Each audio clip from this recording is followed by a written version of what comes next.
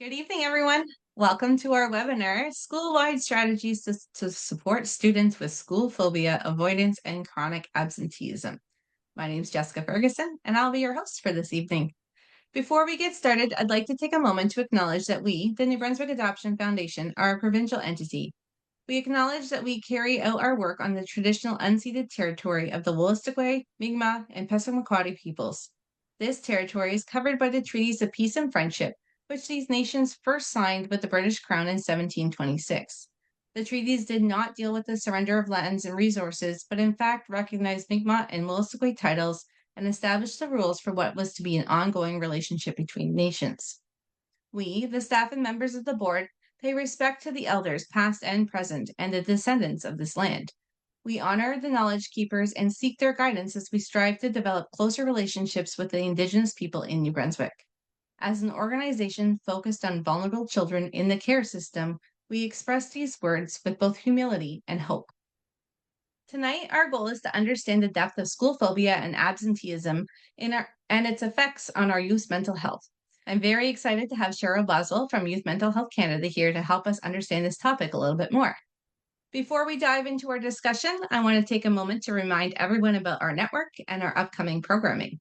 The New Brunswick Adoption Foundation is a nonprofit organization that aims to promote and advocate for children in the permanent care of the province. Our vision is that every child or youth in the permanent care of the province finds a permanent family. Coming up this month, we have our regularly scheduled support groups, Late Night Talks with Kim, Riding the Wave for parents of tweens and teens, and our While You're Waiting support group. We are especially looking forward to our upcoming in-person conference on November 16th in Dieppe. Our Tools for Permanency conference is featuring Andrea Chatwin and Joanne Lemire with their expertise on attachment throughout the developmental stages. A couple housekeeping items to get the most out of our presentation. I encourage everyone to switch to speaker view so you can focus on our presenter. We love engagement here, so please do use the chat feature throughout the presentation to ask your questions or state your comments. At the end of the webinar, we'll have a brief poll for you to complete. We greatly appreciate if you can just take a minute to answer the 5 questions. Your feedback is invaluable to supporting our ongoing network. All right, now to hand this over to our presenter, Cheryl. Thank you, Jessica. So welcome, everyone. I'm just going to also do a land acknowledgement. I love the one that you did, so thank you. I am where this arrow is, the western tip of Lake Ontario in Hamilton, Ontario, and that's where the office of YMHC is.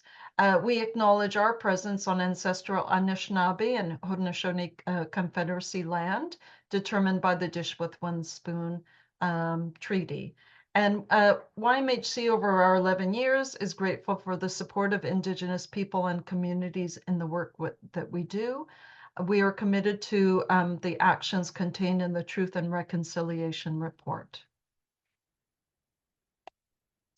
So a little bit about me. I was on this TV program last year. I believe it's the first time on television that they talked about these issues.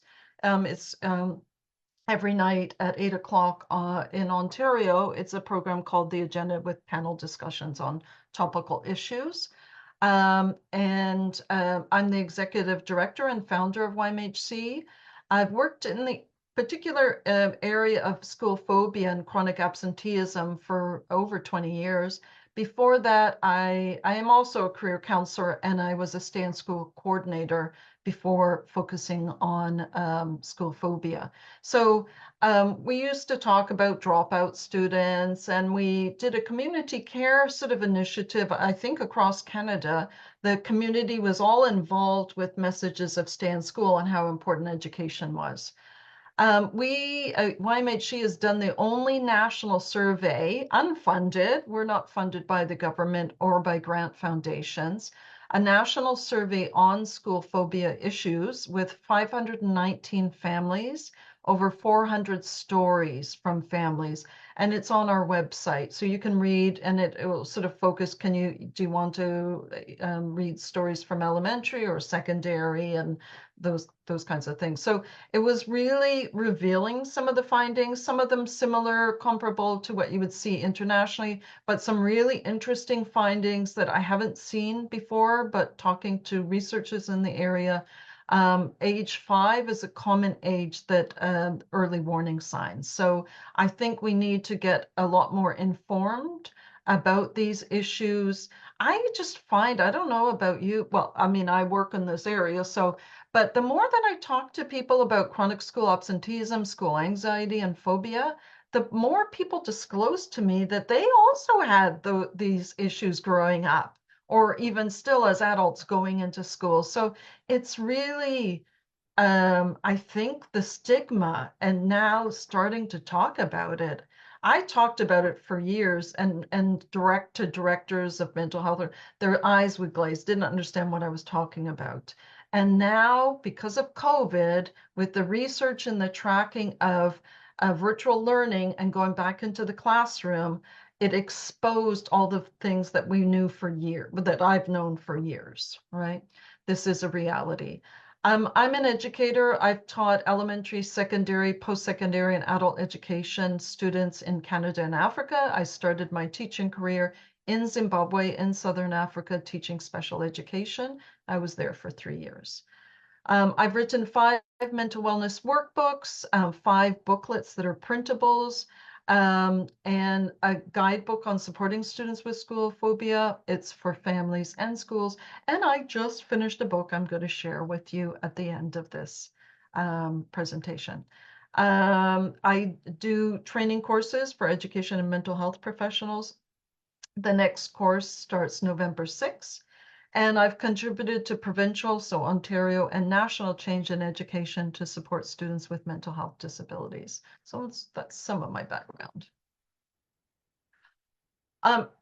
For me, it's really important to recognize that these issues are complex, and with real understanding of the intersectionality, how all of the layers of these issues come into play.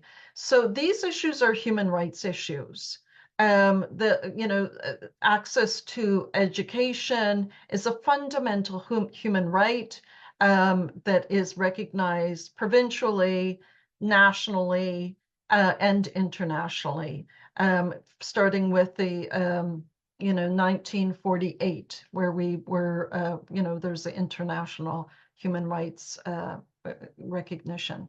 These are also disability issues. So anything that is, when we say it's a mental health challenge, and it could be an episodic, but when it's chronic and it interferes with your ability to function, so to access and manage an education, it is a disability.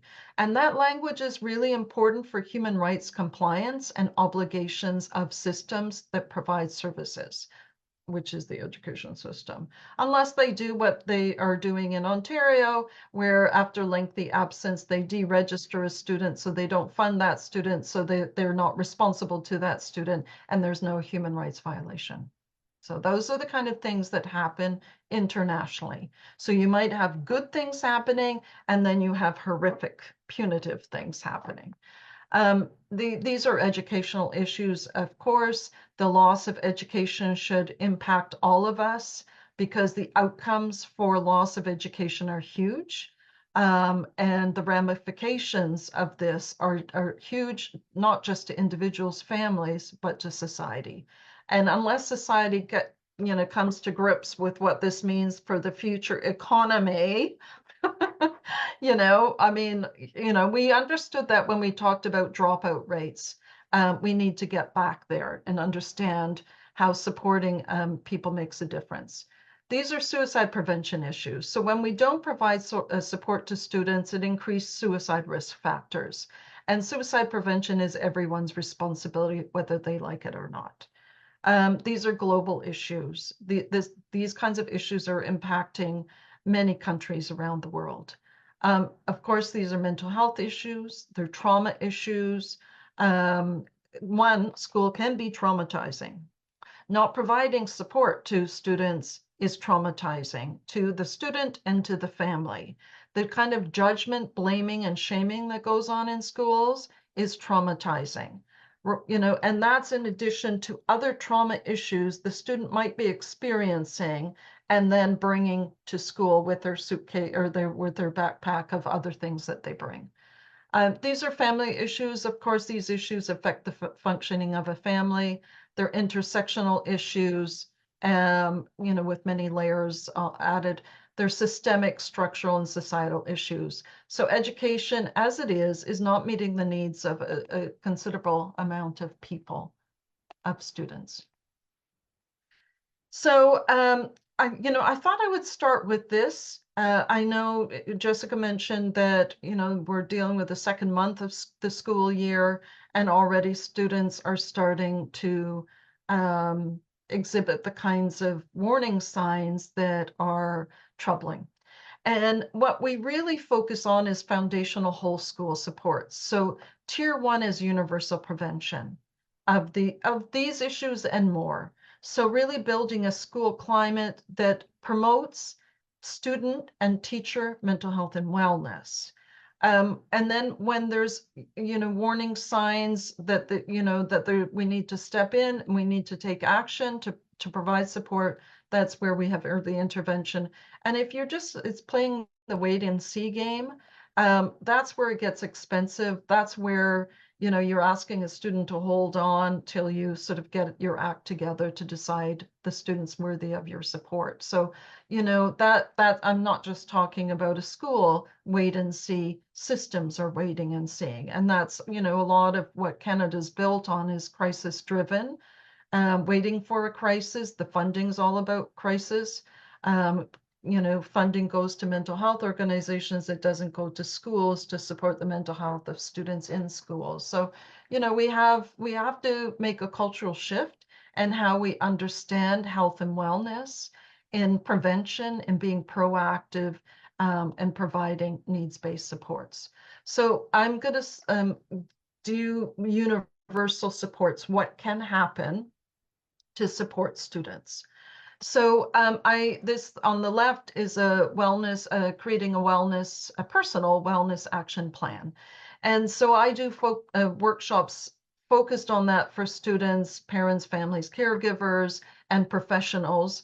I wrote this booklet. I'm writing an online course. I think it's really, really important that we find a way as a universal support that, for example, what my dream is in September, all students will create a wellness action plan. All students that can be updated, it can be shared.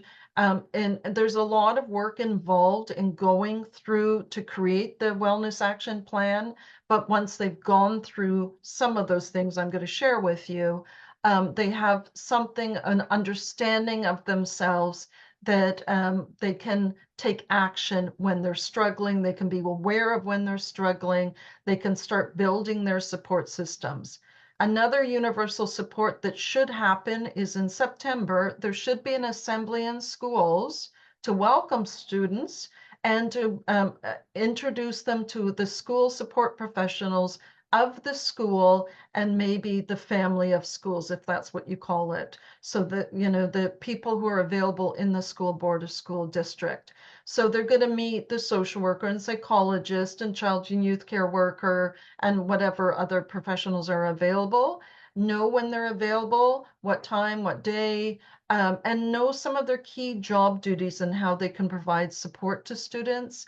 And that should also happen, the parents' night in September, that parents, families should also be meeting the people who their job is to provide support when it's needed.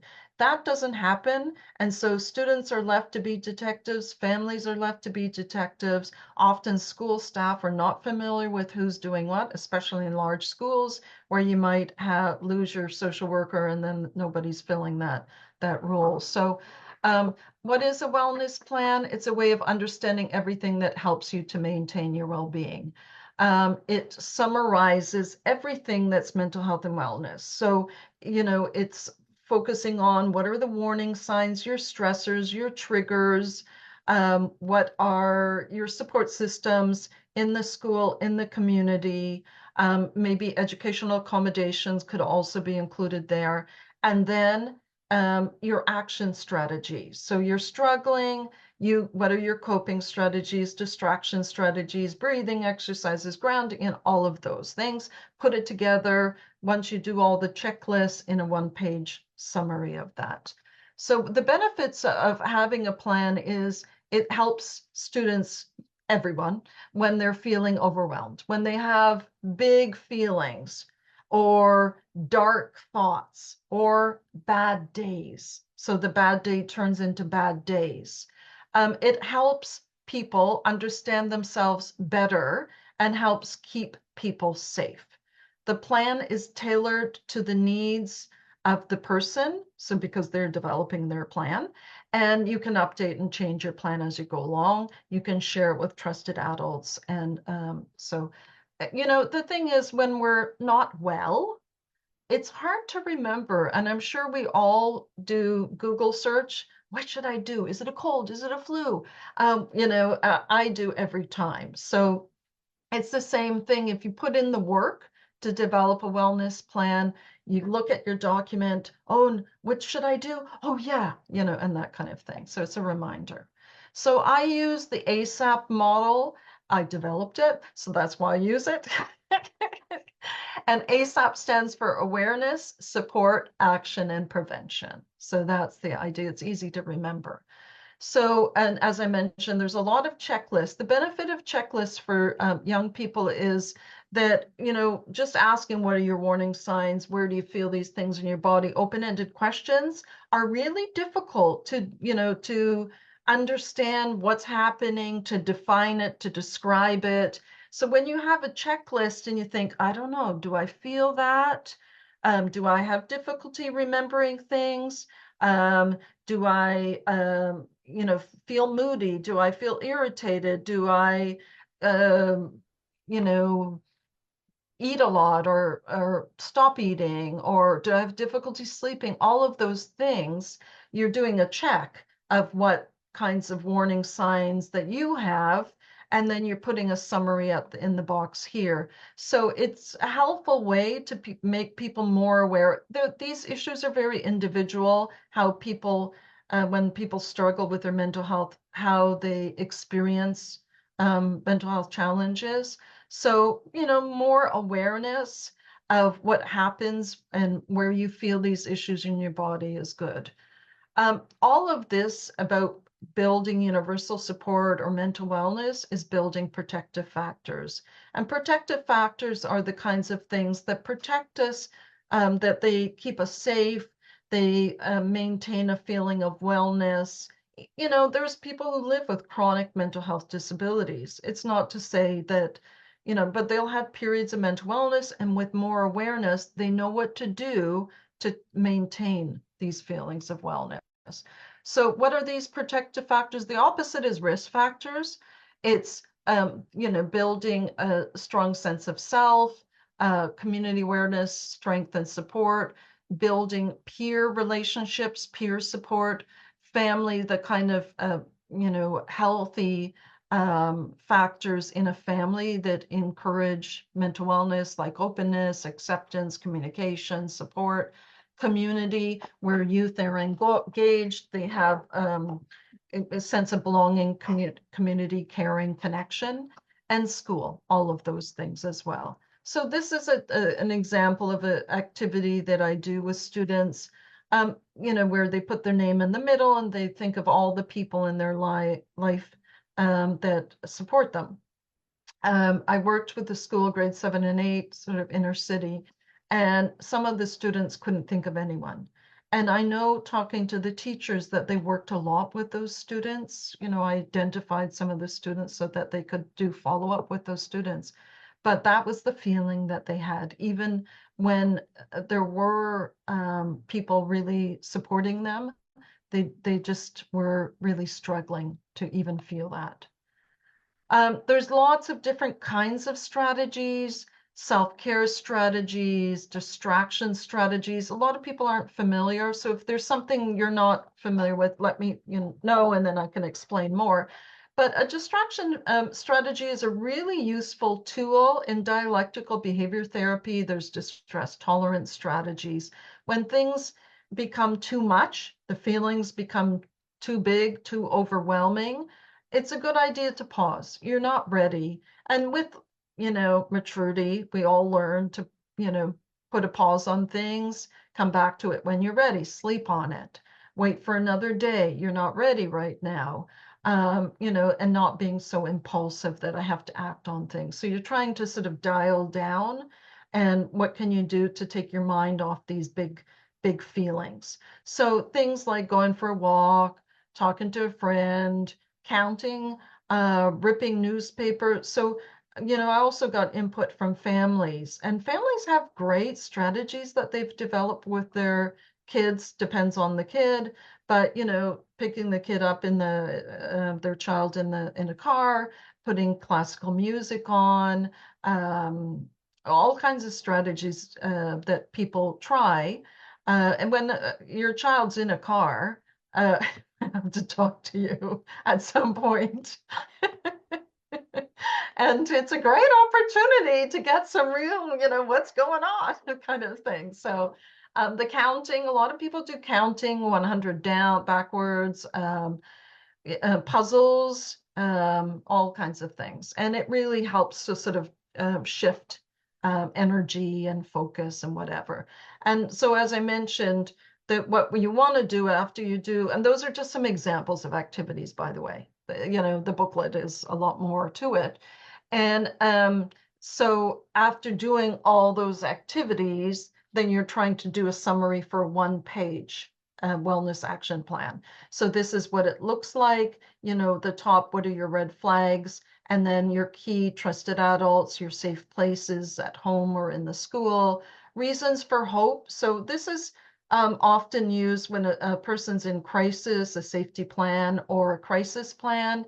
I've heard from people that didn't find it effective because when you're in crisis, you're not really in the mode to work on your mental wellness. So, what they use, the language is a little bit different. I shifted it because in the crisis plan or safety plan, it's called reasons for living. I think reasons for living is really reasons for hope. And that message of hope is so important that, it gets better, and that feeling right now, it's going to pass. And some people do live with chronic anxiety, chronic issues. That's real. But what can we do to what can you do? What can we do to support your mental wellness? So coping strategy, distraction, self-care toolkit. You can create a self-care toolkit with a young person in the home, in the classroom. It's really great. You can go into Dollarama. You can make your own DIY self-care aids. They're really easy. Stress ball, a balloon and rice, bath scrub, lip scrubs, slime, Play-Doh. They're all easy to make. So, and then healthy habits. I'm sure you can all imagine what are some healthy habits, but there's lots of research. Gratitude practice every day, really important. Daily physical activity, really important every day. And then working on community resources. So, and in terms, so the prevention is creating the wellness plan. Also, these books are mental health education, but also the focus is on universal support for all students. There was a Now, question in the chats oh about yeah, what age are you hoping to implement the mental wellness action plan? Is it would fall easily within grades 6 to 8 in New Brunswick here in their wellness classes, but what is kind of your aim, yeah, your I goal? mean, what I do with kindergarten to grade 4 is inside out, so more social emotional learning. Right. And then, you have these feelings, and then when do you have these feelings? What can you do about these feelings? Inside Out, they love. Inside Out 2, no, I didn't like Inside Out 2. And, I just talked to somebody who is big in the social emotional learning world, and she apparently was involved in working with the directors at Inside Out too. And I said to her, it just didn't work. Teenagers, like the only those amount of emotions. It doesn't work. There should be a lot more development for teenagers in emotion, feeling word, feeling vocabulary. Um, if it was the Riley, the teenager, talking to her younger sibling and explaining emotions, it could have worked a lot better. But anyway, yeah, Inside Out, there's video clips on YouTube that are really helpful. Guess the emotion, guess the feeling. Um, and yeah, creating a wellness plan, like all of those activities, like you're not going to go in depth with checklists with young people, but you can certainly identify if you're feeling these things and that recognize the complexity of feelings. You could be feeling multiple things at the same time. What can you do about it? And then identify the supports in the school, support, in your life, and then the strategies, the breathing exercises. I do a lot of like when I just did it was 400 kindergarten to grade 4 students, 400 in person. And I had them do body breaks. So they had to like walk around like an elephant or that kind of fun stuff. Those are strategies, moving energy, stuff like that. So anyway, so you do all the universal support. Those are some examples. I also believe in mental health screening. So a colleague of mine in Ohio is in the Nationwide Children's Hospital. They provide the funding to schools there for mental health screening, and where they have these assessments and triage response. So they work with the students, and the students can disclose like my friend is struggling. So they can share, like it's sort of encouraging help seeking, but also, that kind of openness. And so a lot, that is a possibility. We don't really talk about that in Canada, the possibility of mental health screening, but that is an option for universal support. So in terms of school phobia, so beyond that, now we're getting into tier 2, where we identify there's a problem that is, beyond the wellness action plan. And the iceberg theory is really a helpful vehicle for understanding that only 10% you live in the land of icebergs. I don't know if you've seen any out there in the ocean, but the Titanic sank because it didn't recognize that most of an iceberg is in the water. So we only see a small part of things. Most is invisible under the surface. We don't see. And so we see absence from school, but we don't see a ton of issues that students are dealing with. And maybe we didn't ask questions, or that it was a real shock when it started to happen. The student said, I can't go, I can't do it. And when you see that kind of panic, hyperventilation, it's a lot more extreme than anxiety and that's why I call it school phobia. There's lots of reasons. The language in this field is really tricky because everybody comes at it from a different place. I don't believe this is refusal. I don't talk about students who can opt out of the school building and be homeschooled. I don't talk about students who are disengaged, bored with school. Those are different issues, even though you'll see I will talk about them because that is a goal of ours to engage students. But there's a lot of issues going on. So what is school phobia? It's a mental health disability. It's interfering with a student's ability to access and manage school.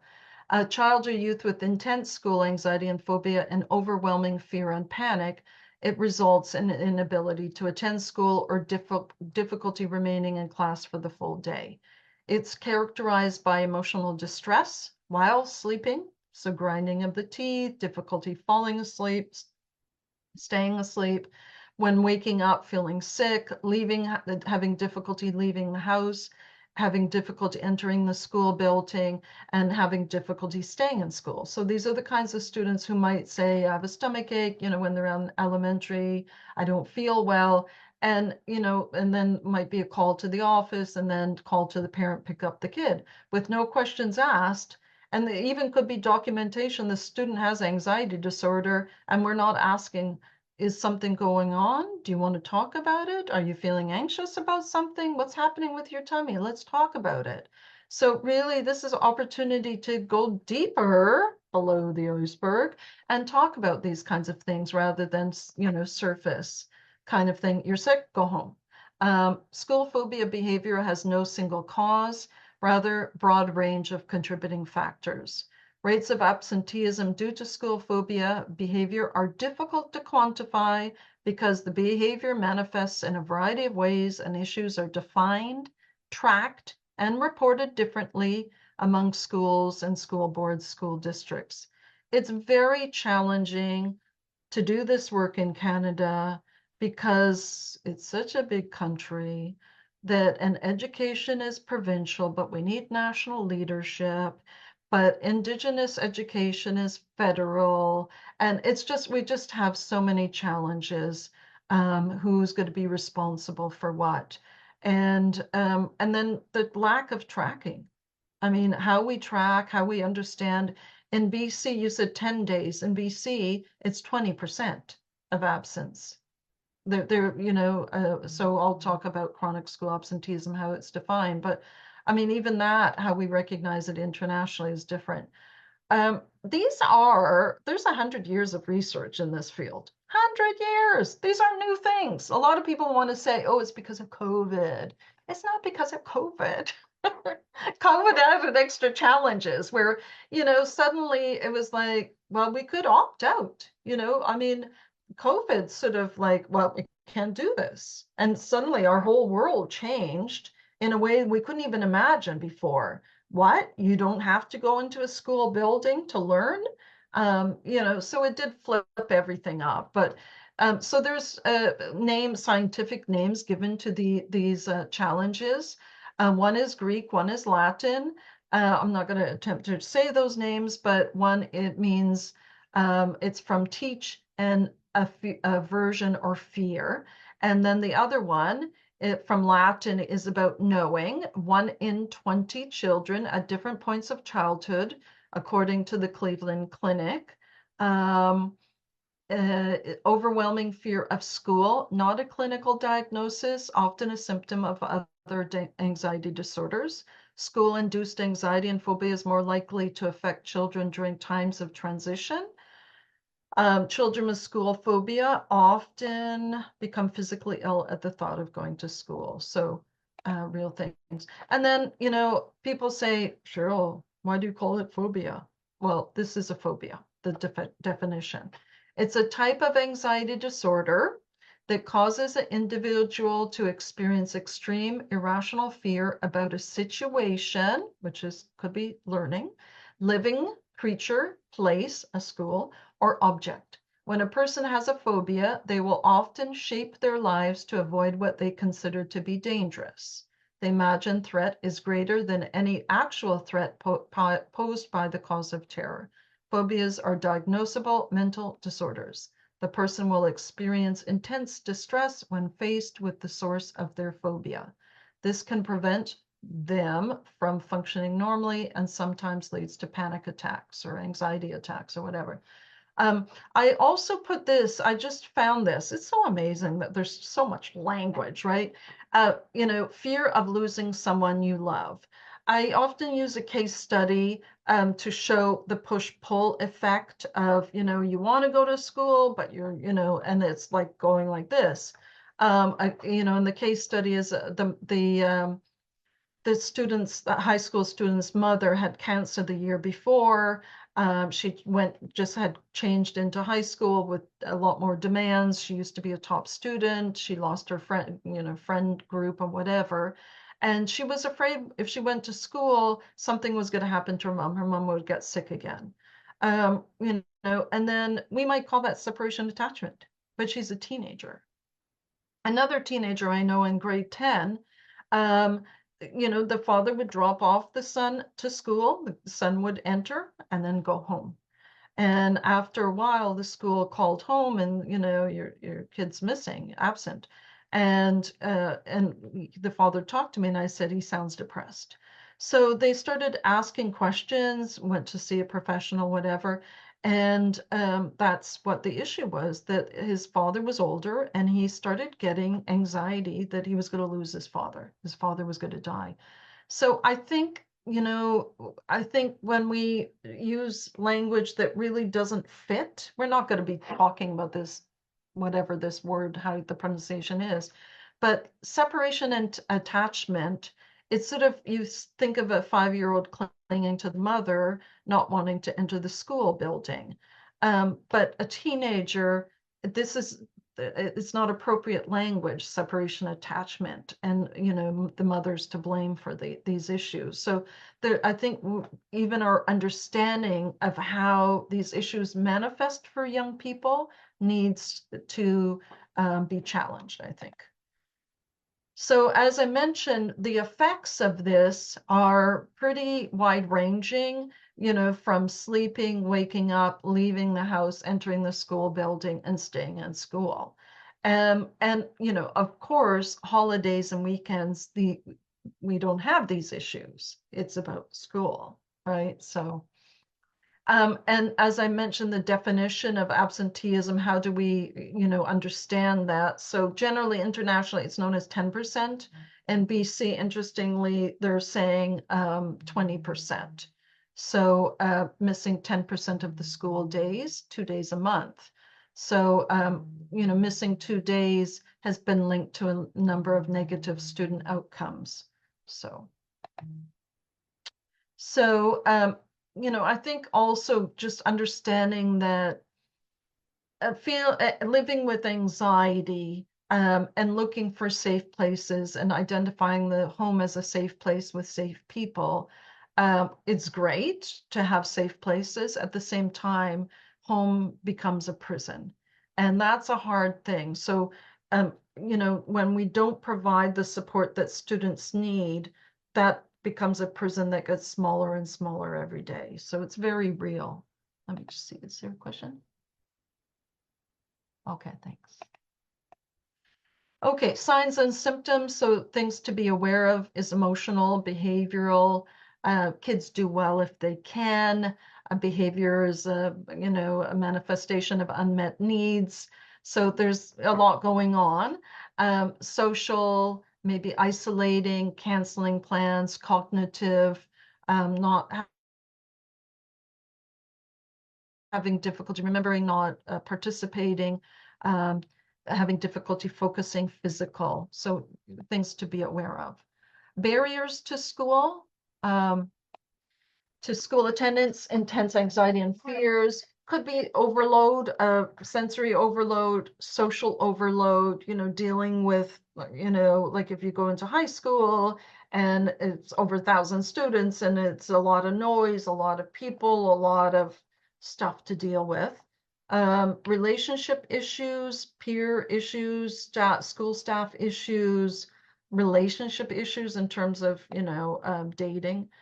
Punitive approaches against students and families, so threatening, fines, court dates, legal action, reporting to Children's Aid, social services, all those kinds of things, and a lot more happen to students and families. It's really horrific when you just read the stories on the website and you'll see very real stories. So I think that kind of complacency that professionals have at times where they say, I know all of this, I'm doing all the right things. To have success in this field is really challenging. Success in meeting the needs of students who are coming at us with complex needs and really working with them. Because when you talk to students and families, they are feeling the opposite of support. So I think humility and integrity are really critical here, and openness to keep learning, keep asking students, keep asking families, work with families, um, with respect, with validation, with support, and be on the same team working together for young people.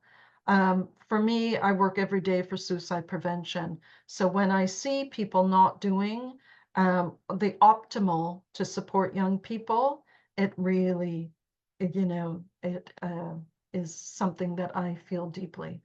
Bullying sometimes is an experience that people have. Well, every school has issues of this. It doesn't matter how many anti-bullying approaches. Obviously, it's not effective. So we have to find new ways. I think universal support is the way that we build a school climate that is focused on working together as a community where students feel that sense of belonging, the acceptance, the respect, and building compassion within the school building. Um, Economic insecurity. So right now there's a lot of issues of insecurity in Canada: housing insecurity, food insecurity, financial insecurity.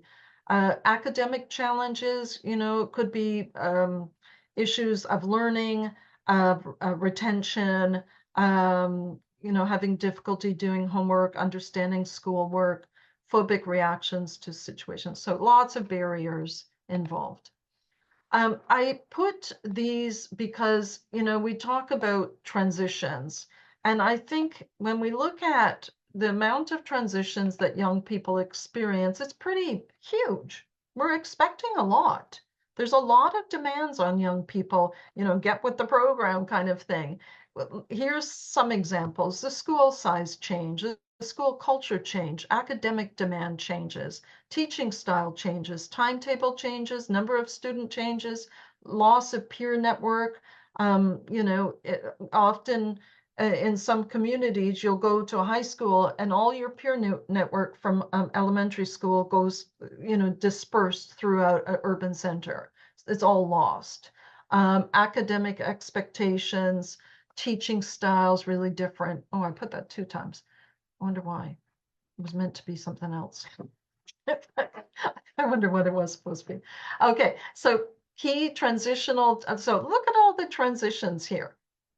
Entering school for the first time, school to school changes, class to class changes, grade to grade, changes in school support. So maybe, losing some school staff, school to and from community programs. So there might be that kind of transition: after school program, before school, preschool, elementary to secondary, secondary to post-secondary. So there's a lot of transitions, and these are key transitional times that can be a challenge for some students, especially with anxiety. And then what is this called? Transitional support. So what are the ways that we can provide transitional support? Building self-awareness, building self-advocacy skills. So once young people are more familiar with the supports around them, then they know how to reach out for that support. But if you're just saying reach out and they don't know, what to ask for or who to ask for, then it's a bit challenging. Executive functioning skills. So as you can imagine, students with executive functioning challenge, organizational skills, time management, emotional regulation challenges, all of those are going to be particularly sensitive to transitions and to, issues that are impacting wellness and well-being. Emotional awareness, make the unfamiliar familiar. So really important for some students before transitions is, a week before going into the school, meeting the staff, getting a tour for the facilities, or even camp programs. If they're going to go to overnight camp, any new experience, try and build that sort of, build uh, um, the familiar, that they're okay with that, or hopefully okay. Create safe places with safe people. Organizational support, academic advisors, tutors are really helpful as transitional support. Really encourage help-seeking skills development, support networks, building the support networks with them, building communication skills, and the focus on education support team. Okay, and I'm going to be talking about that. So when a flower doesn't bloom, you fix the environment in which it grows, not the flower. And I love that quote because there's so many really good quotes that the system isn't designed for the needs of all students. So it's like, circles fitting into a box. It doesn't work. And I was going to say something else. I forget what I was going to say. Yeah, I can't remember. I'll go back to it later. So, questions to think about. Can we truly create a whole school culture for attendance? How do we create school-wide support for student attendance and engagement? How do we create a school culture and community where everyone is responsible for taking better care of each other? These are big questions. I don't know the big answers, but these are real challenges that we face as a society, as communities, and we need to look at what are our roles and responsibilities to young people in our communities. We are part of their community, and for me, what I say to people, because even working with professionals, I'll have people say when I'm doing workshops or courses, blaming the family, talking, about families. And my feeling is that all families need support, and some families need more support. So, take away that judgment, the blaming, the shaming, because there's so much of it that goes on. The online kind of stuff that, yeah, is so important, really, if we're going to talk about what we want for young people. We really need to start with adults role modeling that. Looking at a school-wide framework for making change. It's not about individuals supporting a student. So the burden for supporting this student who's having difficulty attending school is on one person. It's not going to work. It's too much of a responsibility, too much of a burden. And this is where you need the whole school working together to support the student population and the school community. So, you don't just talk about family involvement, family um, engagement or whatever, but you create active ways of doing that. I mean, I did a lot in the spring, a lot of workshops for families, driving all over Ontario, and a lot of families don't come. And, finding ways that work for people is a real challenge. But I think some of the things I'm going to talk about today, I think could be really meaningful in making the kind of change that people feel that they're a vital part of the school community. So what do we look at in terms of a school-wide framework? We look at data, the attendance data, and track the attendance data. We also need to define absences. What kind of absences are they? Are they mental health related absences? We need that kind of information, and we don't have it now, right? So why are they absent? And try to understand more. Monitor for improvement. So looking at ongoing tracking and progress. Build the commitment to whole school support. Develop SMART goals. So be specific. What kind of changes do you want to see? How you're going to measure them? And looking at progress, invest in ongoing training, really critical. I mean, child and youth mental health issues require ongoing training. There's so much to learn, and people have to be open to learning and upgrading as well. Build leadership at all levels. You want student leadership, you want family leadership, you want staff leadership. Cultivate school-wide engagement, cultivate a culture of learning, bringing in lived and learned experience. So really vital, important messages. We need to pull in the same direction then the direction is all working together to support students, young people. What makes students want to be at school? Good question. Any idea?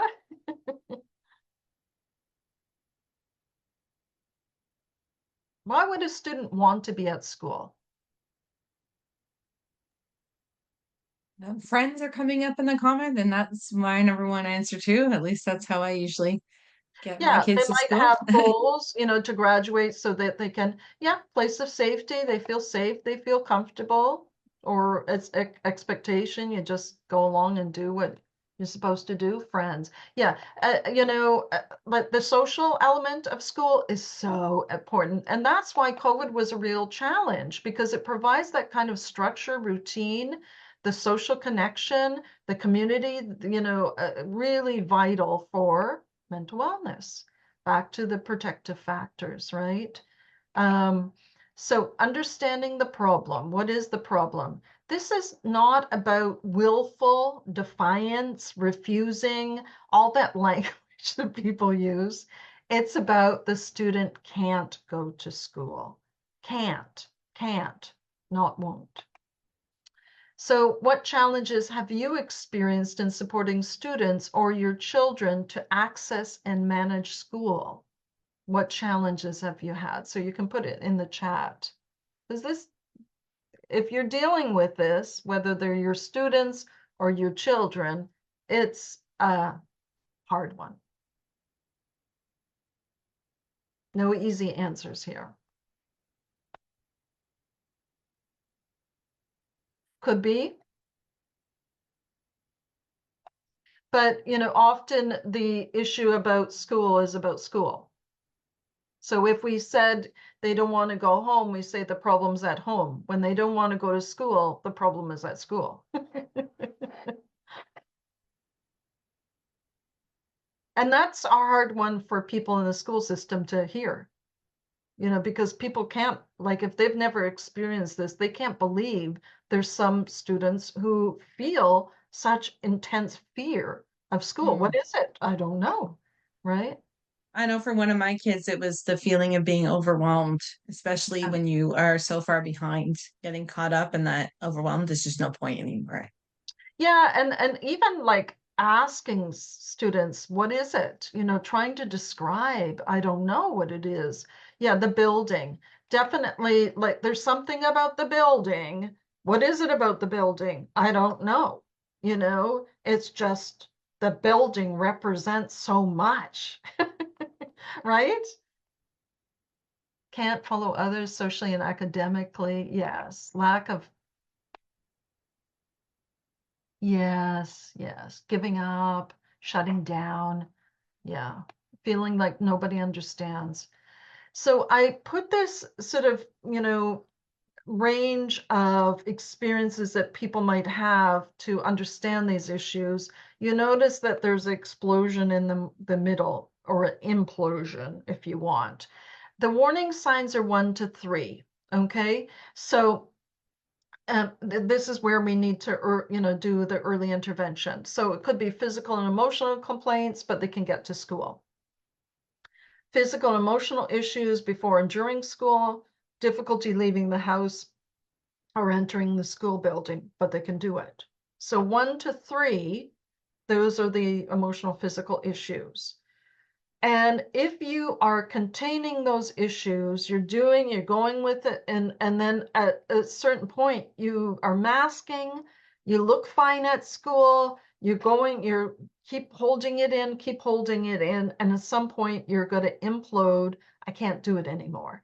And that's where you're going to start to avoid it, where it's often in middle school, because you can go to school independently, you can go to school late, you can come home for lunch. You might not be able to go after lunch.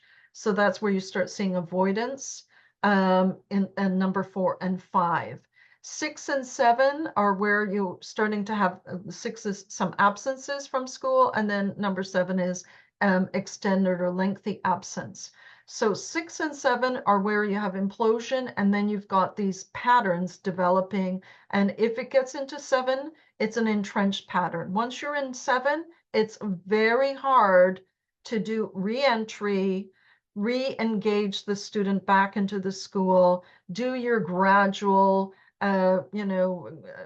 approach to getting them back in, because it's entrenched. So that's why you've got this opportunity early on. All of these stages are incredibly difficult for parents. There's no point where it's easy. 1 to 3, you don't know if you're going to have to get somebody to take care of your child because they're sick. They are telling you it could go on every day for years, where they wake up feeling sick. And you say, well, what's the matter? But they're able to get to school. So you're like, oh, good. So this can go on for years. And then when you start having the absences, that's it. Yeah. So getting to the why, how, or understanding this, you want to be curious, asking questions, not furious. Because, this, because for a lot of people, it's a new experience. You can't believe this ever happens, that a student opts out of being in the education. That's a legal requirement. You have to be in school. You can't just opt out.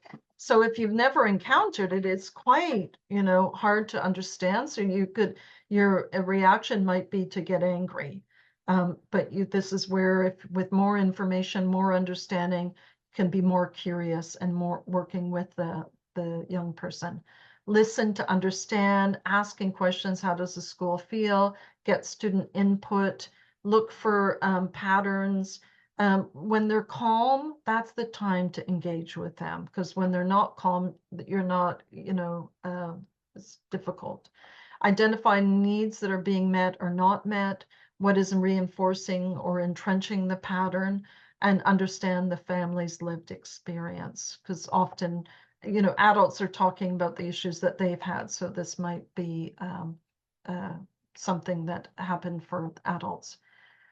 So this tier system is flipped. So tier one was the prevention, building a school climate of wellness, positive relationships, chronic absence data monitored. I wouldn't recognize attendance, because that's ableist, right? This is not so we don't want to create ableism here, which is happening internationally, by the way, with attendance awards and campaigns and stuff.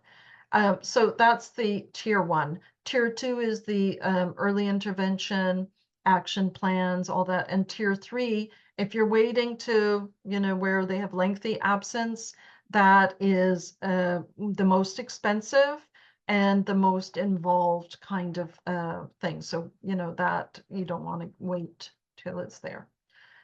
So when somebody has an experience of anxiety, they feel worry or panic, and then the normal reaction is to want to avoid. So I sometimes have panic attacks on the highway, and yeah, so I don't want to go on the highway at night, for example. I can try and manage in the day. And avoiding it gives me relief. It's not something I have to do, like go to school. So you can't just opt out of the workplace or education. Resurgence, so when you take a break, you avoid something, the short-term pain, but it's not, the feelings getting bigger. And then you lose your confidence that you can cope. So that's not a great cycle. What we're trying to do is reverse the cycle. I added another circle because I thought about something else. So you work with the young person to confront the situation of school, and that, yes, there's going to be a little bit of anxiety, because that's very real, the feelings. But using coping strategies or other kind of strategies and supports and whatever can help. And also schooling models. It's not just the focus on the individual. We want to use a social model of disability, that the system's not set up to support students. So when students have particular needs, what are we doing to support those students? That's called inclusion. And we're not very good at that. So looking at alternative schooling models for the student needs are really important. So when we build the needs-based models and the skills and strategies of young people, they feel more able to manage situations. So that's what you want to get to. That's the goal. So school needs to feel safe and welcoming, really important. So when, soft landing when they enter, maybe for these students, it might be when they come in, it's the same safe face that they meet. Maybe they go to a safe room, a welcome room where there's breakfast, or if they're feeling overwhelmed during the school day, they can go there, for example. I just found this graphic today. I thought it was really good because I use C's, how to define a safe adult. And I put the reference down here, the 8 C's theory developed by Richard Schwartz. So curiosity, calm, compassion, clarity, connection, confidence, creativity, courage. I think a lot of good C words. I would also say that humble is really important. There's other words that are really important as well. But in terms of trusted adults, that's what we want to encourage. Students are more likely to attend school if they feel safe, supported, and engaged. So really important that we're working together as a school community to make it safe for all students to be there. So what are the goals in education? And I think for me, this is really important. We want to look at the goals and expectations. Yes, we want students attending school, right? But it's not just bums in seats. We just don't want, physical presence of students. We want to recognize presence and absence, but meaningful inclusion.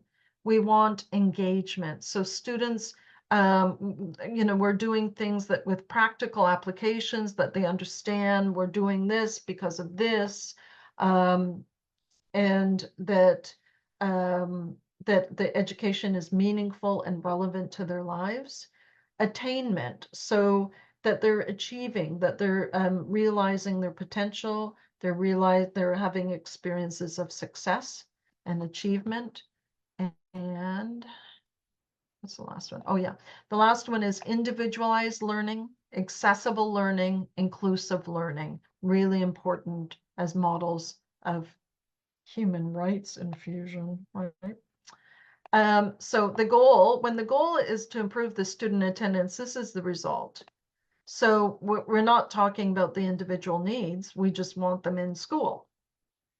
And we're making that maybe they are afraid of that school building. There's something about it that triggers a lot of things for them, and that the whole experience is traumatizing.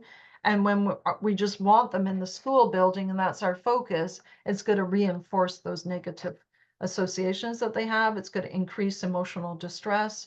And then it's not going to be very effective. Any kind of interventions that we try and make when we only focus on getting them in school physically, and we missed the opportunity to build their skills and resilience. So when we support the student's ability to attend, we build trust, safety, and communication. We address the needs that they have. We promote their well-being. We provide individualized approaches, and we build coping skills and resilience for long-term success. So there's a real difference when it's an attitudinal difference. It's, it's a fundamental difference in how we meet needs of people. This artist, she's a parent, I think, and she's an artist. I think she's also a professional, but she said being at school is not the priority. Being okay at school is. So, when a school staff member says, don't worry, you got your child here, that's the most important thing. No, it isn't. We want okay students in schools, okay kids. So how do we make it work? Individual needs, concerns, and worries need to be understood and addressed. So we meet their needs or we manage their needs. How? So it's focused on the student's needs, so student-centered, work closely with the family, use the strength-based approach so that the students identifying what their strengths are, and we're encouraging strengths development.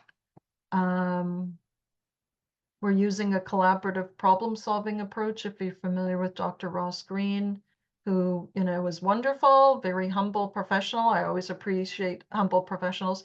And his website is called Lives in the Balance, and he does free conferences often. I went to one, I think it was in May, and he just had one in September. And a lot of great information on his website.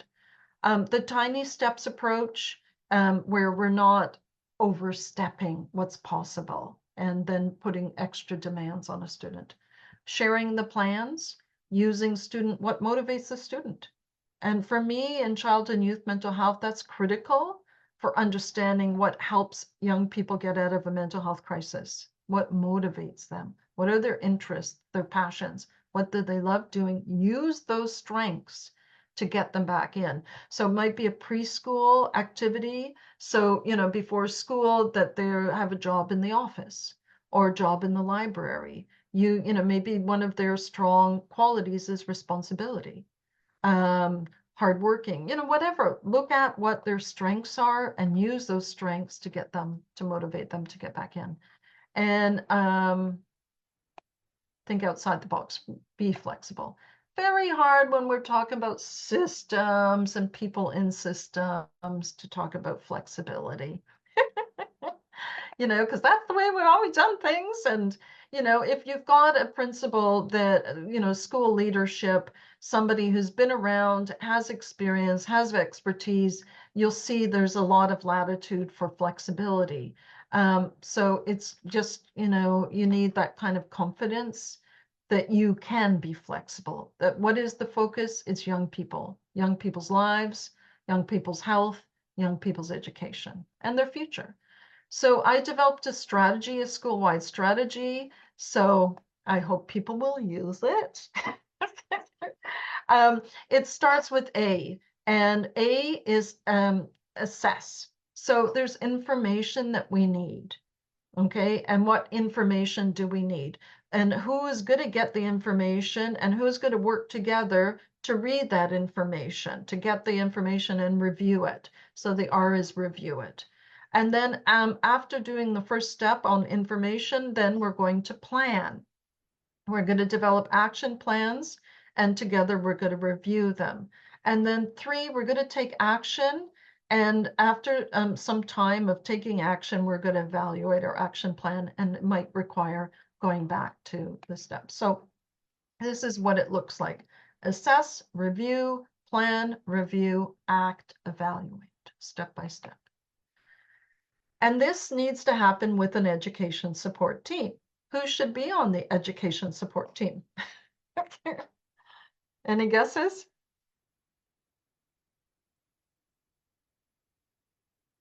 I'll give you the answers. Okay, so there's a booklet, all on possible educational accommodations that support that might be available in the school, in the community, all of that. But here's one example on the right. So the student and family are at the center. You might not be able to get the student in meetings because they're in a mental health crisis. That's why they're not in school. So they might be depressed at home. But the family is a really critical point. They're the voice of the student. And then school staff, who's the trusted adult in the school that the student feels comfortable with. Could be a special education teacher, a resource teacher, social worker, principal, and then others, attendance counselor, mental health lead, child and youth care worker. It really depends. They also could have outside healthcare professionals, treatment professionals. They might be working with a psychologist outside of the school system. Really important when you have meetings of the education support team, the student probably is not going to be in the meeting. So have a photo to remember that's your focus of the meeting so that they're there, whether they're physically there or not, they're, really key to what you're talking about. Really important when we're talking about stories. When the stories about a student are saturated with negativity, have the courage not to join in. Tell a new story of their unique abilities and moments of kindness and strength. Tell the story of hope. Really important. This is a strength-based approach that, it's not just students who need to use this. The professionals who are working with them also need to do this. So, really important to be mindful of language and attitudes that are reflected when we're, like we, in any case. The same thing goes for parents and families. So we do not make change with students by criticizing families. That is not helpful. So, but a lot of people go there, and it's just not helpful to anybody. That's not how we make change in youth mental health. Is we make change by supporting students and families. So the information, what kind of information are we getting? So we're using assessment forms in the guidebook I wrote. There are assessment forms. I don't know if anybody has the guidebook, but I put 4 assessment forms in there. Who needs to complete the forms? Who do you want to complete the forms? So it might, be so of course you need information from the student. Who's going to complete the form? Is it going to be the student with the family, the student with school staff, that kind of thing. And you might have the student records, and they might have individual education plan and psych ed assessments and whatever, but you need to update the information, right? So I'll go through the answers. So the three key phases in this is one is assessment. Next is amendment, trying to identify what might need to change to support the student. And then application, trying to establish conditions within which the student can gradually return. So that's the action plan.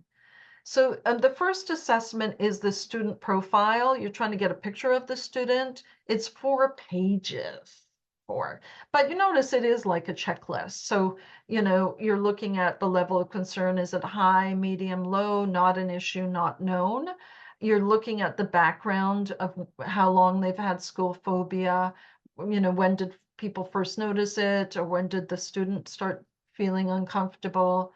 Student risk factors could be death, in the family, death of a pet, some kind of traumatic event, separation, moving, loss, illness, family dynamics, any kind of insecurity issues, birth, separation, immigration, um, history of health issues, history of suicide. So lots of things to consider. And then educational issues. There might be literacy issues or anxiety issues like doing presentations or group work or tests, exams, learning difficulties, subject difficulties. So all kinds of things to consider. Social, personal, bullying, a friend, peer issues, ESL, challenges at break and lunchtime. So that's a real stressor for a lot of students. Not many interests, lack of involvement in clubs, sports, associations. So we did a survey. A lot of students don't belong to any school or community clubs, associations. So not a sense of belonging, really, and not feeling there's trusted adults in their schools, and not being physically active. So all the kind of risk factors. Yeah. Okay. You're recording this? Hope my voice sounds good. Okay, emotional, physical well-being, so sleep, any kind of changes with sleep, with eating, feeling hopeless, student mental wellness risk factors, student mental health strengths. So, we're balancing all the kinds of information that we're looking for. Discover what makes the student tick. Our focus is not just ticking boxes. Who is this student? Oh, I did include this. That's very good of me. So this is Maslow's hierarchy of needs. And the shocking thing is, all of this pyramid has to happen for learning to take place. So the student has to feel that they belong, they have to feel safe, that their needs are being met, that they feel confident and comfortable, all of those things. So it's a lot needs to take place before they feel ready to learn. Family is often forgotten here, but the family is a really critical part of this picture, right? So there is an assessment for families where they're giving input on how these issues of school phobia, are evident in the home and with the family. So and when what kind of experiences do they have, and trying to get some background information here. And school support professionals. So there's an assessment here, some input, describing the issues, just generally getting a sense of protective factors, risk factors, recommendations, all of those things. And then the school admin, the school leadership needs to also do an assessment. They play a critical role in building the school climate. And so they need to develop a school climate assessment to measure how you want the school community to be feeling, thinking, and behaving. What are the key pillars of well-being for your school community? Ways to listen to the school community's needs and wants. How to measure the impact of strategies and interventions. How to measure the engagement of people in the school community. link between positive well-being, educational outcomes, and active school engagement. So a lot of things to consider for school leadership. School strategies to support students, transitional plans in place. This is really critical for elementary or middle school to secondary. So if they have had these issues, you need this communication and transitional support plan in place for the next school. And often it's missing. So the next school doesn't know anything about the background of the student, and they're starting fresh. And, so you've lost a lot of, possibility of really building on the support that's been developed or the information that's been shared before that. As I mentioned, ongoing training. School community needs to feel part of the education and support needed for students. Use apps and other strategies to support homeschool communication, really important. Create a sense of pride and belonging within the school community. I don't know about your schools in your school, in your community, but I know where I live, I don't hear from students a sense of pride in their schools. And it's alarming to me. When I lived in Toronto, I never heard that, the kind of the comments, disparaging remarks about schools. But here, then we have a really challenging, it's a single industry, it was a single industry town, steel town. But, there's a lot of challenges here. And for me, it's really, I feel quite sad when I hear students, they don't feel a sense of belonging or pride in their school. Because it's really critical for school leadership to build that. Use flexible approach that accommodates voices and needs, make the learning environment neurodivergent, LGBTQ plus, diverse backgrounds friendly, all kinds of things to consider, buddy systems, peer support systems. We have a school peer support program. You can register and get a free download of our greeting cards. There's 24. And we also have the Heart to Heart campaign. So you can request hearts for free and get the free cards. And then the peer support team in your school that hopefully you're going to develop can send cards to students who are missing from school. And just assume if they're missing from school, they have mental health issues. Right? They're missing. Okay, you get a card and a heart. So we're now action, step by step. Small, slow, sustainable steps are the pathway to success. Make steps so manageable that they feel easy. Step by step, right? And the tiny steps approach, it makes progress feel possible, that students can do it. And you're building that evidence of can, what CBT loves. What's the evidence? You did it before, you can do it again. And creating stories of success. So, this belief that they can do it. And using the school anxiety and avoidance hierarchy, is that kind of exposure, the graded approach. Rank order situations in school from most feared to least feared. And so going step by step. What can you do? What's easy? Let's build to what's more challenging.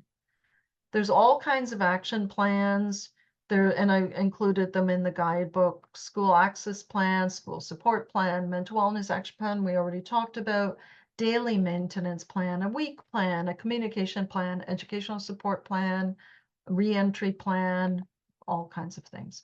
Review all the plans regularly, student needs change.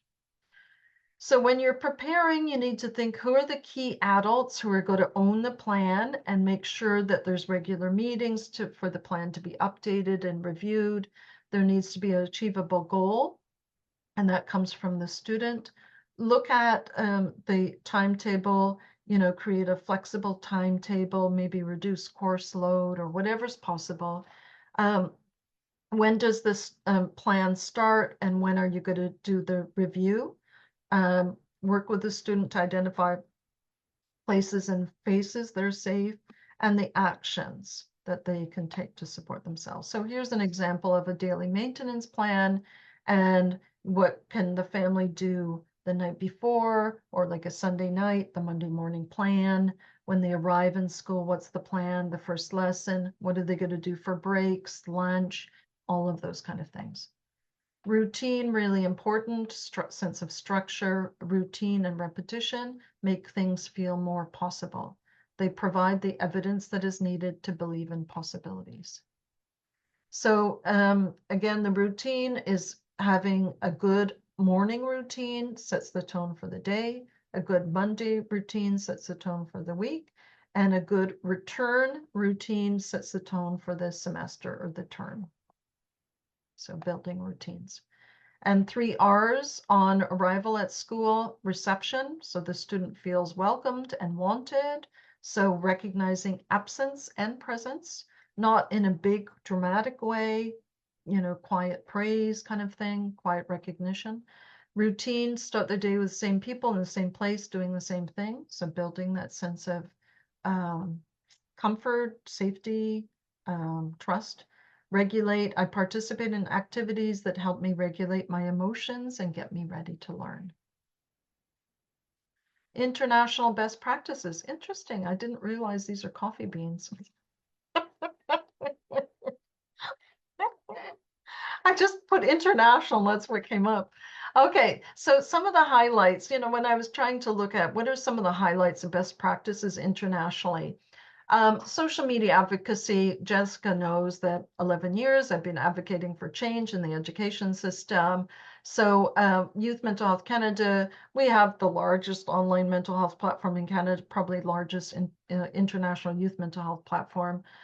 So we, that from the UK, Not Fine in School, probably started about 10 years ago, maybe. They've been pretty active and really inspiring lots of change in the UK.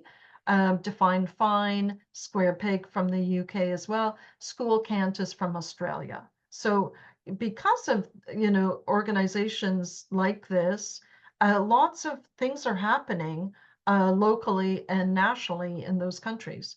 Research, 100 years of research in the area. Interesting. If you look at the chronology, if you look at our website, you'll see the language over the 100 years. It's really interesting. So, very insightful, some of the earlier researchers. There's alternative schooling models that are publicly funded at no extra cost to to families.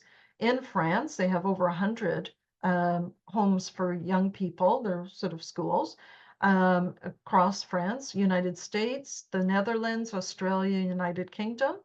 New schools are opening up all the time in the UK, really interesting models, residential living in boarding schools. Student advocacy, most I'm familiar with is in the Netherlands. They started a student organization with a list of 13 mission statements, if you want. Parliamentary inquiries. So these organizations have inspired parliamentary inquiries in the UK and Australia. School-based policies, procedures, and legislation in UK, Germany, Finland, Netherlands, United States. Human rights challenges for systemic change in Canada and United States. In Canada, it went to the Supreme Court of Canada, and they didn't recognize youth mental health and suicide prevention. In the United States, the decision was finalized after one day, and all legal costs went to the family, and the boarding school that the student identified as meeting their needs was provided at no extra cost. So it's now part of the Individuals with Disabilities Education Act. INSA is the International Networking Organization. So it stands for International Network for School Attendance. And we meet every 2 years. We're meeting next week in New Orleans. I'm giving a hour-and-a-half symposium on these kind of issues, and a lived experience and expertise, leadership and advocacy. And resource development, guideline development, and training opportunities in different countries. Attendance tracking, what is that? It matters, it's important. We need accurate attendance data tracking with mental health related absence code so that we can identify early warning signs of these issues. We can provide early intervention and support. We can understand, identify patterns. We can understand needs. We can create preschool motivational activities, create school support assessments, recognize student presence and absence, work with families, review and implement school mental wellness protective factors, all those kinds of things we can do. So this is the guidebook I mentioned. It's print, digital fillable, and photocopyable. And so if you get the photocopyable, you can make unlimited copies of the assessment forms, the action plans, activities for families to do. And this book I just finished today on the right, so I can show it to you later. And in May, we're going to be doing a conference, Canada's first national virtual conference. Virtual means you don't have to travel, just to your desk. And it's called Making Waves in School Attendance, School-Wide Strategies to Support Students with Chronic School Absenteeism. May 30th and 31st, there's going to be international speakers and all kinds of interesting things.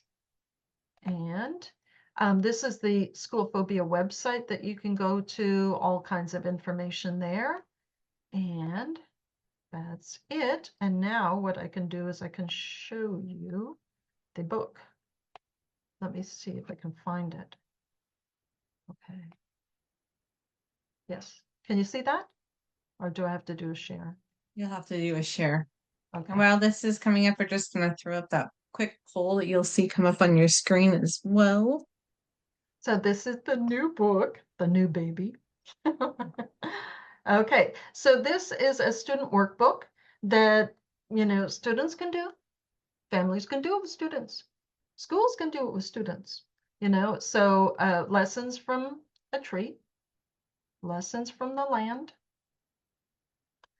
and lots of content. These are all hands-on activities, by the way. So introduction, there's a couple of little changes that need to happen here, but so the first unit is on self-awareness.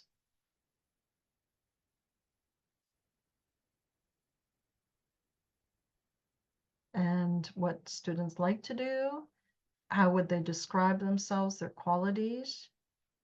What's this one? Signs of strength, strength reflections, motivators, what motivates them, what are their interests, understanding their school experience, feelings, mood tracking, worry thoughts, warning signs, how does stress impact you, where do you feel it in your body, so body mind awareness. And then we talk in mental health about a window of tolerance. And a window is like a visual thing that represents I can tolerate this much or this much or this much. Outside of that, I can't. And so trying to understand how big your window is, what is okay, what can you manage, and then how can you enlarge the window. Push versus Cheryl, are any of these offered in French? Oh, that's a good question. Yeah, some of the books I've written are in French. Let me see which ones. Sources of Strength, I think Sources of Support. The guidebook is in French.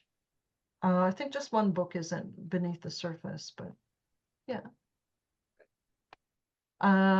Push versus pull, common expression in the UK. I've never heard it used anywhere else, but it's the idea what's pushing you away or pushing you towards attending or pulling you away. Push, pull, to school, away from school, to home, away from home, that kind of thing. So, and then describing school experience. So I feel sick, I can't go to school, what's going on? I'm asking questions to understand. So I'm so proud of this book because we need this. We need to get information from students to help identify their needs, what are the issues, what can we do? And these kind of activities will be really helpful. So what does school make you feel? What's your morning routine? And then the step-by-step approach. What are some little ideas you have, big ideas for what can work? Or what are your pros and cons about school, your likes and dislikes? Your battery, your school battery, what drains your battery, what are some challenges that you feel? These are all checklists, they're all digital fillable. So, and then understanding how your brain works and what is neurodiversity and the stress response. How do you learn? What are your what are the ways you learn best? What are your learning challenges? What can you do? What can't you do? Coping strategy. So this is on problem solving.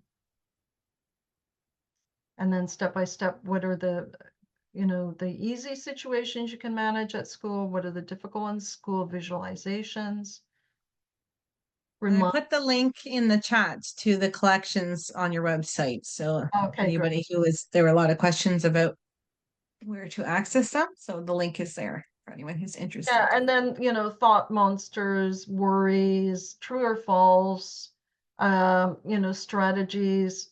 I like this one. It's share it, shake it, shelve it, all kinds of breathing exercises, grounding, lots and lots. I think it's almost 130 pages. So that's that. There. That's beautiful. Thank you.